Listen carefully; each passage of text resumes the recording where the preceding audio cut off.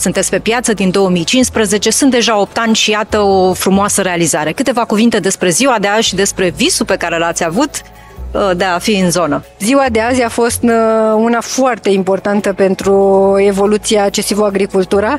Am inaugurat noua noastră locație situată în Coșoveni, Dolj. Suntem bucuroși că un număr foarte mare de fermieri ne-au onorat cu prezența. Au fost, nu știu, dar cred peste 200 de fermieri care au participat.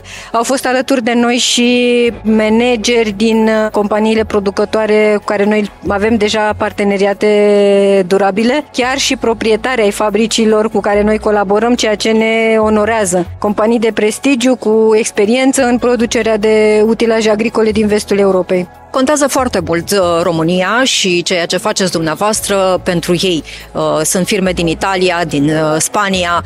Ce înseamnă însă pentru fermierii din zonă prezența dumneavoastră aici? Prezența noastră din declarațiile fermierilor înseamnă foarte mult. CSIVO Agricultura a luat naștere din nevoia fermierilor de a avea un furnizor de utilaje agricole, de implementuri, care să asculte nevoile fermierilor, care să fie în contact cu autoritățile, care să aibă parteneriate cu finanțatori din domeniul agriculturii și care să le poată oferi utilajul de calitate și la timp pentru lucrările de care ei au nevoie. În cei aproape 8 ani de activitate am reușit să depășim un număr de 400 de clienți în portofoliul nostru și anul 2022 a fost un real succes. Am reușit să livrăm peste 300 de utilaje agricole în fermele din zona Olteniei, ceea ce nici în planurile noastre nu era prevăzut. Sunt utilaje atât pentru fermierii mari cât și pentru fermierii mici, iar lățimele pot fi de la 6 la 16 metri. Vom găsi aici utilaje atât pentru minimum tiligi, agricultură conservativă, dar și pentru semănatul direct în miriște.